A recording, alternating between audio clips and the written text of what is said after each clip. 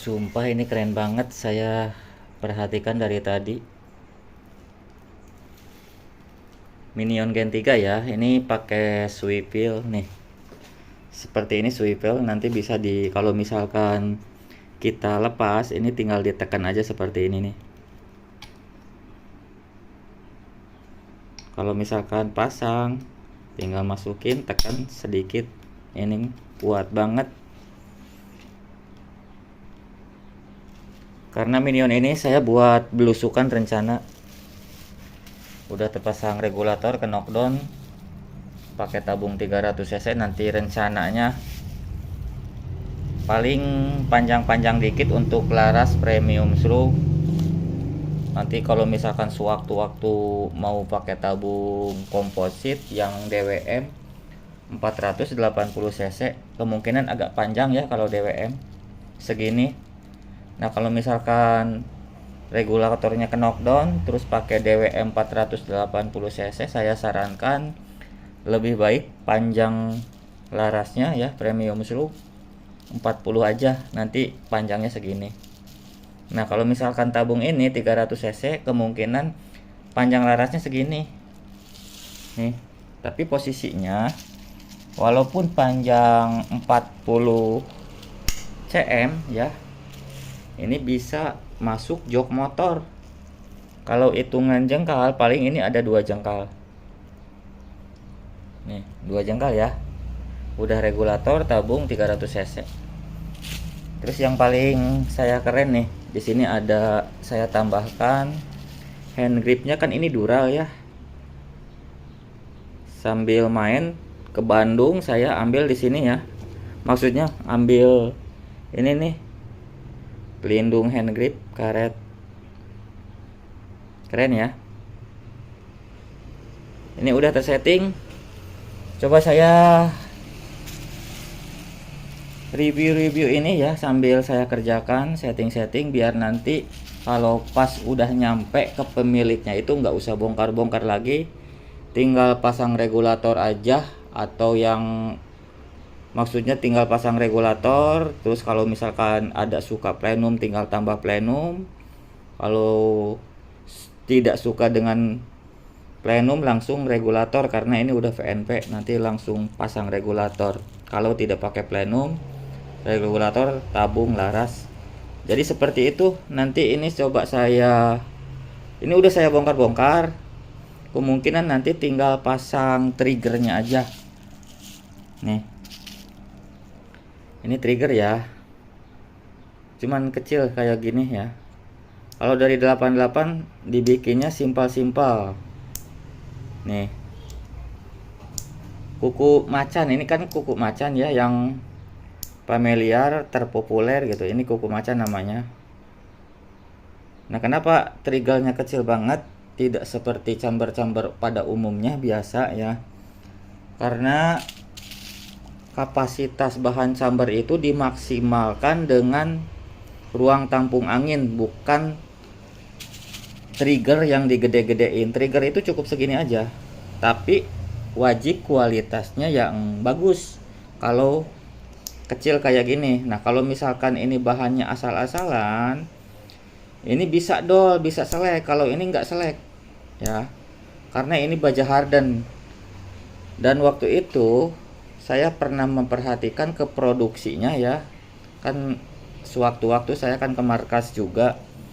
Nah ini pembuatan baja harden ini ya, itunya bor-borannya itu kalau di kita ya, di negara kita itu, walaupun yang paling bagus sekalian pun ini nggak kuat untuk bornya. Entah itu merek paling bagus kayak asal di Indo itu nggak kuat. Ini ngambilnya untuk bor-boran, untuk board-boardnya, matanya ya.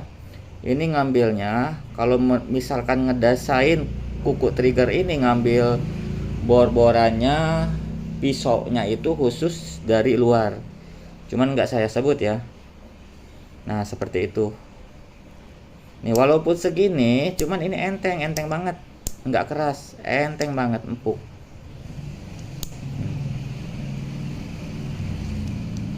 Oke, masalah mata trigger ya.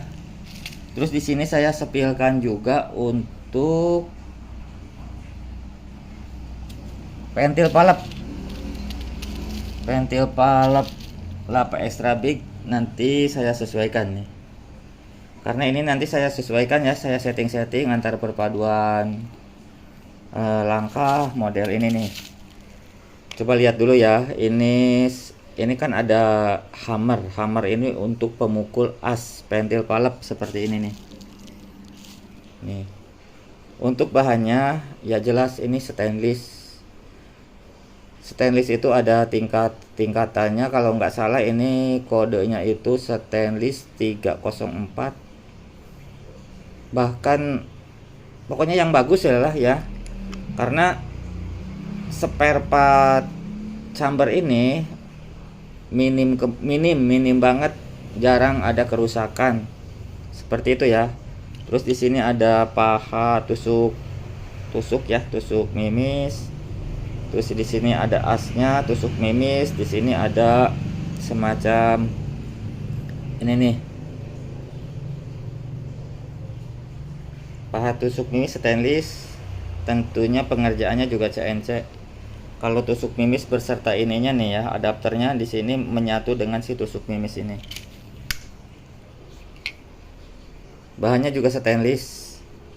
Terus untuk bahan chamber ini, kalau dulu pakai seri 7 kalau nggak salah ya, ada sedikit kendala. Terus kalau sekarang pakai T6 standar Eropa seperti ini, makanya nodesnya mulus banget tuh.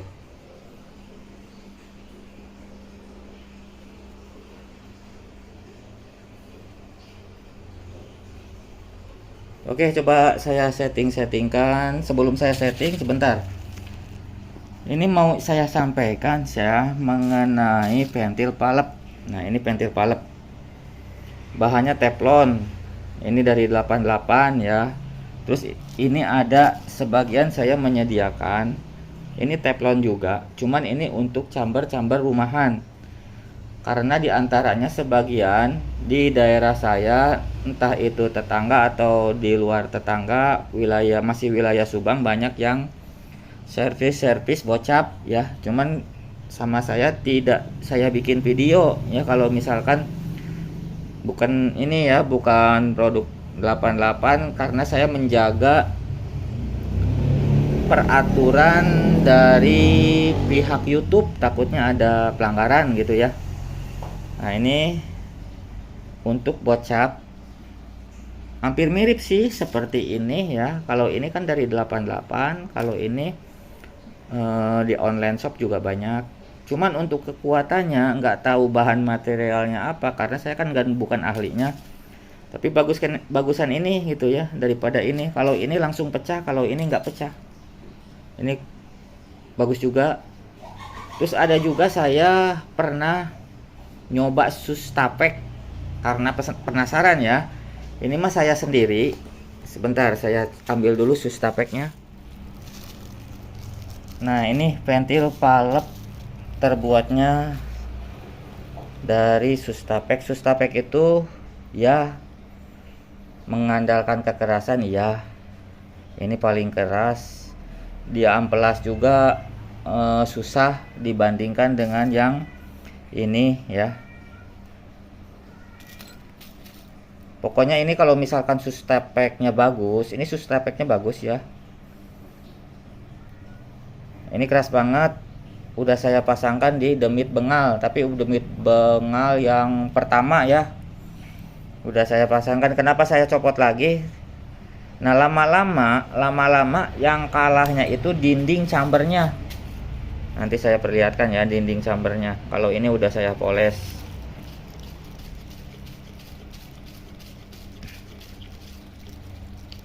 Nih yang kalahnya dinding chambernya, karena ini udah saya poles ya, sebentar. Tuh udah saya poles. Ada alatnya di sini, tuneran. Nah, itu yang kalahnya dinding chambernya karena ininya keras. Saya berpikir ulang, lebih baik ibaratkan ini kalah ya ketimbang dinding chamber yang kalah. Gitu ya. Dan ini juga ini juga nggak setiap bulan diganti, nggak setiap tahun diganti, enggak, kuat. Bahkan ya lama, maksudnya walaupun udah beberapa tahun juga ini cukup kuat gitu ya. Nah kalau misalkan ada rembes-rembesnya, ibaratkan itu kemungkinan ada kotoran, bukan karena ininya rusak. Ada kotoran, entah itu serpihan apa atau gram gitu nempel ke sini, jadi agak sedikit cacat. Nanti dipoles juga bagus lagi sih sebenarnya gitu. Ini juga kuat gitu ya. Apalagi ini kan sedikit, maksudnya sedikit lunak ketimbang si Sustapek ini. Kekerasannya nih ya, ini keras gitu ya. Cuman ini ada sedikit lunak. Cuman ya nggak gampang rusak juga gitu, nggak setiap bulan diganti, setiap tahun diganti, nggak. Nah ini saya nggak pakaikan aja karena takutnya, yang saya khawatirkan ini kan bekerja nutup buka, yang saya khawatirkan chambernya rusak ketimbang si pentil palapnya ini kuat gitu. Lebih baik mengganti ini daripada bikin rusak chamber. Nah itu salah satunya ya. Terus di sini ada nih karet ini ya. Saya pernah ada yang rekan saya sendiri ada yang ngakal-ngakalin ya, pakai sok-sokan di lubang transfer ini, di sok ya. Nah o-ring ini tujuannya buat apa? O-ring ini tujuannya untuk mengatasi angin supaya tidak masuk ke bagian ini nih, lubang ini nih, keluar anginnya. Kan ketika ini trigger ibaratkan dikokang ya, dikokang terus dipainkan, di sini ada angin. Nah ketika udah dikokang kita mau short, posisi angin kan ditutup nih sama pentil palap ini. Nah ketika ini dikokang terus tarik trigger, as hammernya mukul, ini mendorong palap ya supaya angin masuk ke bagian ini nih, lubang transfer nih, ke daerah sini ya, lubang transfer langsung ke si laras ini.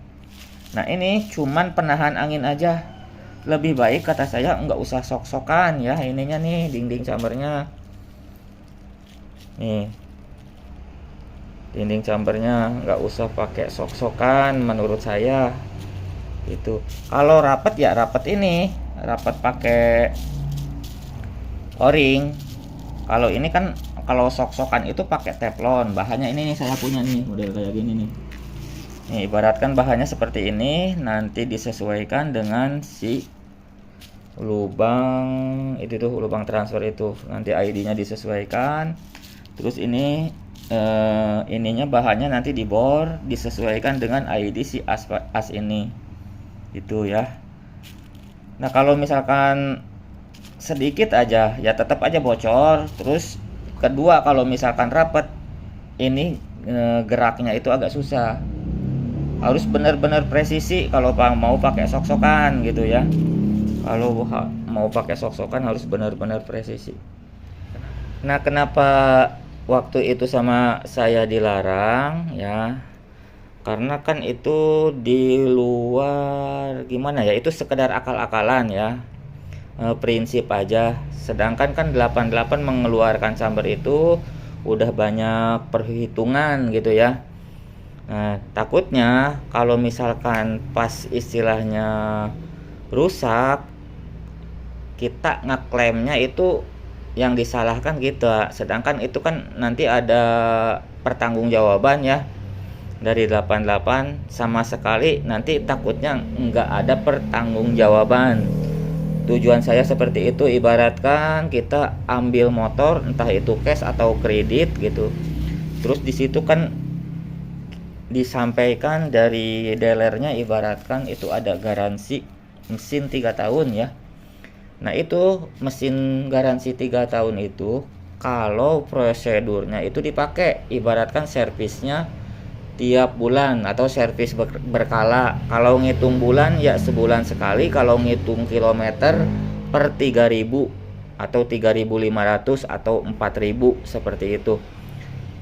Tapi untuk penggantian oli, saya pernah di dealer juga, untuk penggantian oli itu per 2500 lebih bagus di bawah 2500. Nah itu kalau misalkan servisnya berkala ditepati ya, prosedurnya ditepati, aturannya dipakai, nah itu garansi mesin 3 tahun itu memang berlaku ya.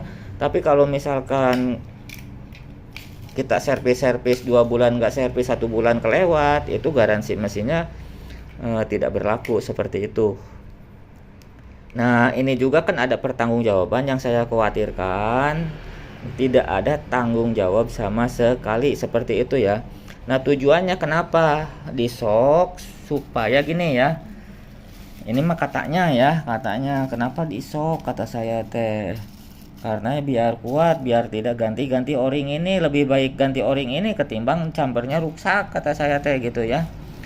Dan akhirnya kembalikan lagi ke sini, saya normalkan lagi, untungnya di bagian chambernya waktu itu masih bagus. Saya akalin dengan memakai as, dikasih uri, langsung dicabut, semacam tracker kayak gitu ya. Nah terus ada yang perlu saya sampaikan lagi seperti ini ya. Oh ini kan per, ibaratkan ya, di sini nanti saya perpadukan pernya entah apa nanti, ini juga belum ini lagi setting. Ibaratkan ini per ya, ini ada per pentil valve, terus di sini ada,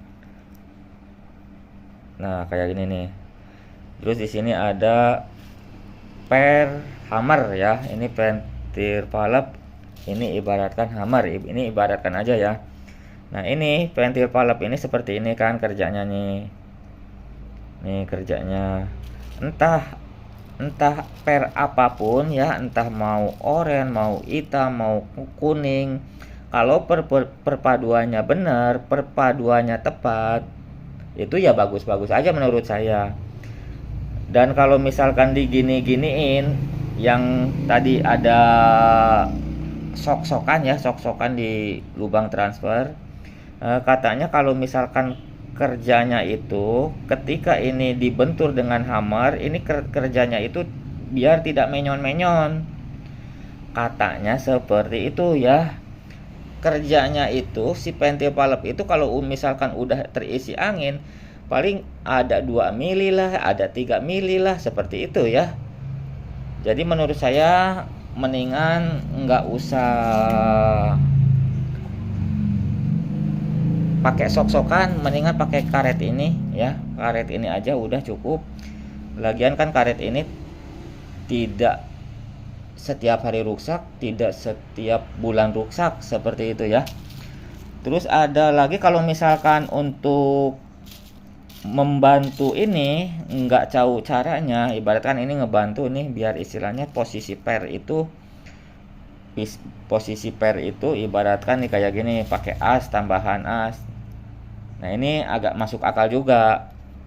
Tapi yang tadi saya bilang kerja untuk per valve tidak sama dengan kerja si per ini.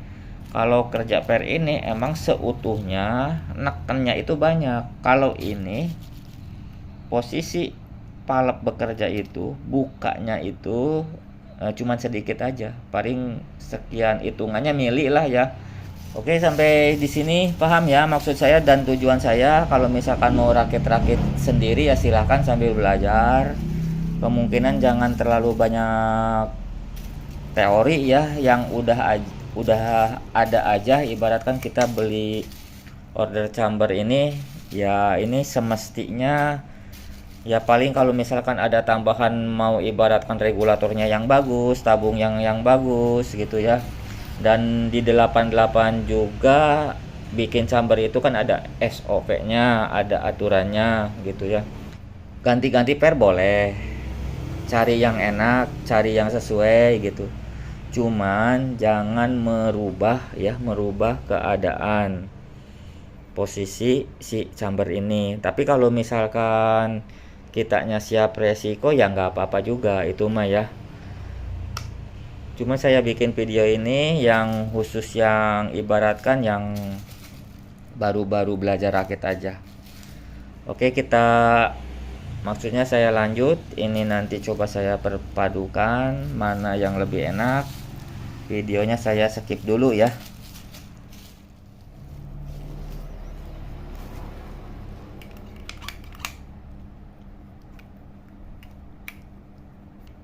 Nah ini nanti ashammernya coba saya lumasi, ini pakai biar ini kan baru ya,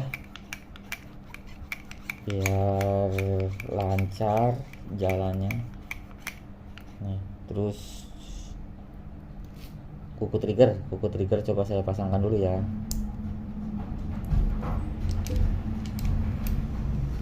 Ini cukup kayak gini aja, pasangkan kuku triggernya.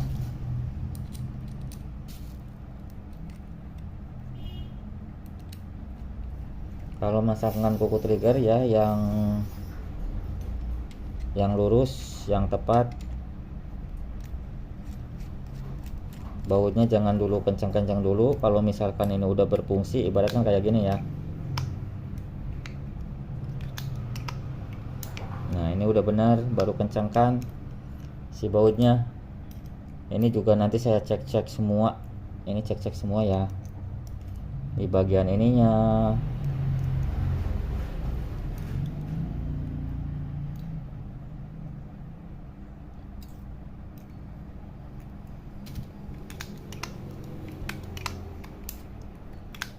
Oke, saya skip dulu sebentar ya, karena ini durasinya nanti kepanjangan.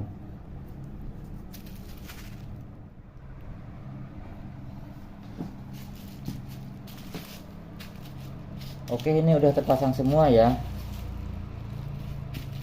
Oh iya, coba saya mau sampaikan ini magazin ya. Karena sebagian kemarin itu saya kirim magazin, ternyata orangnya masangnya itu nggak bisa. Ini seperti ini, sebentar. Nih, ini kan celah magazin. Nanti kalau misalkan mau pakai magazin NBL, jadi si adapter ininya nggak usah dipasang. Adapter ini dipasang kalau misalkan mau pasang magazin yang bukan dari 88 dari as NBL. Kalau misalkan NBL cukup langsung aja tanpa ada tambahan adapter nih, seperti ini. Langsung pasang kayak gini ya, nih. Pasang magazin langsung didorong dikit ya, agak dipaksa. Nah, bunyi ceklek seperti ini. Ini tandanya udah lurus dengan tusuk mimis ataupun lubang transfer. Nah, ini pakai NBL. Nah, kalau misalkan nggak suka pakai NBL atau belum punya pakai NBL, stainless ininya copot, bautnya di sini, lalu pasangkan. Ini baru bisa. Maksudnya kalau misalkan tidak mau magazin NBL, mau pasang magazin yang standar, stainless copot, stopper ini pasang, baru bisa pakai yang 15 mili. Dan sebaliknya, kalau misalkan tanpa ini nggak bisa pakai 15 mili, harusnya pakai NBL. Oke, paham ya? Ini barusan saya setting dan sebelumnya juga udah saya maksimalkan. Nih, enak banget. Oke, saya sampaikan ya, ini setelan power paling rendah nih. Ini bisa saya asumsikan karena setiap hari rakit. Ini walaupun paling rendah nih ya, dratnya juga masih panjang. Nah, nanti ngetesnya segini aja udah. Di paling rendah dulu kalau misalkan udah pasang regulator, pasang tabung, pasang laras ya. Ibaratkan di sana kalau udah terpasang ya, udah komplit semua, tinggal ngetes. Nah, kalau misalkan nggak ada krono, ini buat patokan aja, kenceng dan tidaknya nanti bisa merasakan ya, feeling aja, nggak apa-apa, nggak mesti pakai krono. Dan ini kalau misalkan berhubung saya rakitnya 88, khusus 88 ya, kemungkinan ya udah tahu itu nanti kalau misalkan pairnya segini pasti kenanya di 880 fps, ibaratkan seperti itu rata-rata, atau langsung 900. Nah, kalau misalkan kurang kencang ya, Dan nanti ini dratnya masih banyak, terus dikencengin kayak gitu ya. Nah ini udah saya perhitungkan kayak gini ya. Ini sebentar. Nah ini pasti enak ini, pasti sentung plok.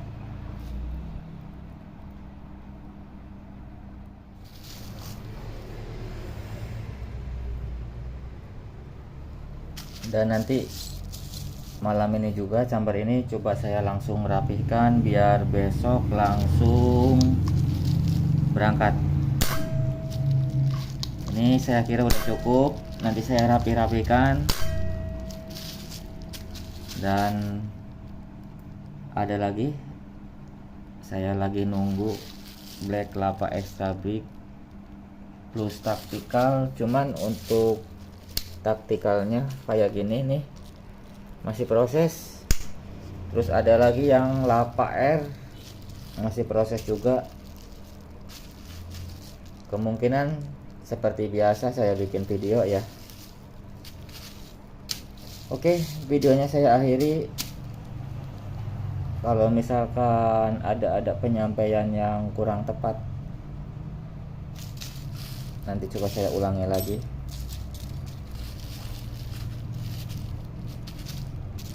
Mantap ya. Sekali lagi.